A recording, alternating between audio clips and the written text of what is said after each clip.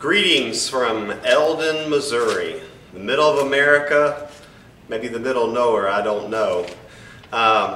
Pastor Al, Judy, and all you great men and women of God, wow, I don't know how I'm even being allowed in the room with y'all. I'm so humbled to be with y'all today, and if I can do just a little bit of what some of you people have done in your life, I tell you what, I will feel like I've done something for God. I just want to address some of you today. I want to first of all address Pastor Judy. And Pastor Judy, when I prayed about this, Kevin Kinchin asked me about doing this. And I thought about you. And what was in my spirit was to say to you, you're such a rock. You know, you're just a rock. When I think about you, I think about this picture of stability. And you know, you may not remember, but there's been a couple, 2-3 times in my life where you have said things to me that may not have meant much to you at the time, but it just let me know everything was going to be okay. You're the kind of person that when you say to people, it's going to be all right, I tell you what, it ministers to people, and I appreciate you so much. Pastor Al, I am so warmed in my heart that you're doing this today for these men and women of God. I don't have the adjectives to describe how I feel in my heart.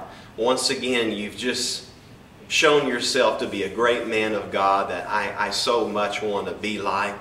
I'm going to say more about you in a moment here. I've only got 5 minutes, but I want you to know that my house, or this house called Rick Doran, if you could tear it apart and get to the bricks, so to speak, that makes my life up, I guarantee you that the foundation of this house called Rick Doran, there's a lot of jandal bricks in there.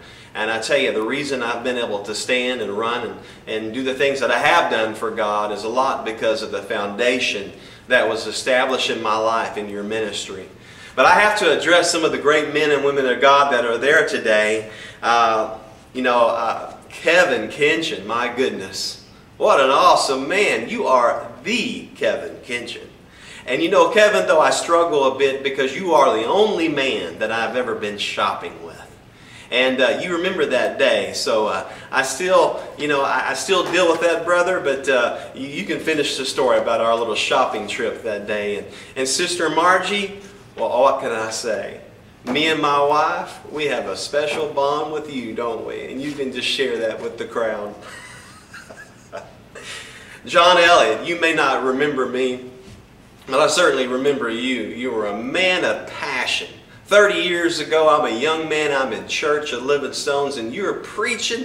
Man, if I've ever seen anybody preach with passion, it was you. And you're up there, and you're using these adjectives, and you're saying, I don't give a flip what the devil says. Well, you got to understand, brother, I wear hearing aids, and I was hearing impaired then. So when I heard you say flipping, well, I don't know what I heard. But I saw the spirit that was in you, brother, and you're an awesome man. And I don't want to forget my great friend, John Gilligan. I haven't talked to you in a while, John, but I want you to know you are forever a friend in my life.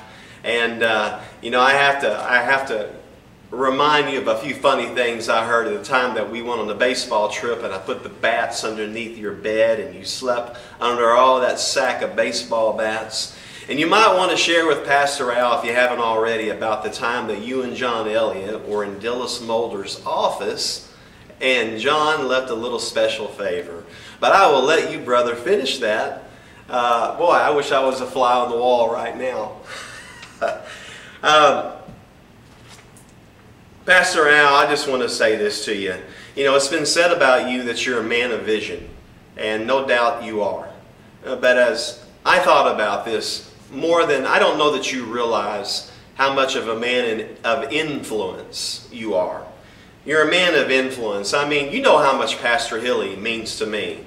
But you know, my preaching style, the way that I try to communicate the gospel is just like you.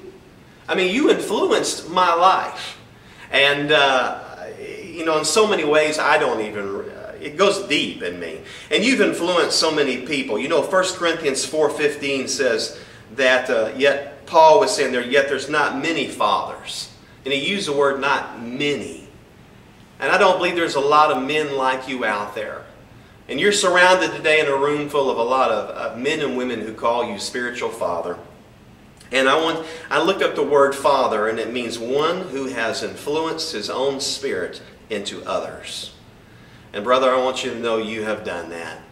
You've influenced a lot of great men and women around you, and I'm so proud of what you're doing there today. You know, you got a lot of strong men in there today, but I want you to know, I know at least one of those men, one time when he talked about you, his eyes got misty when he thought about his pastor.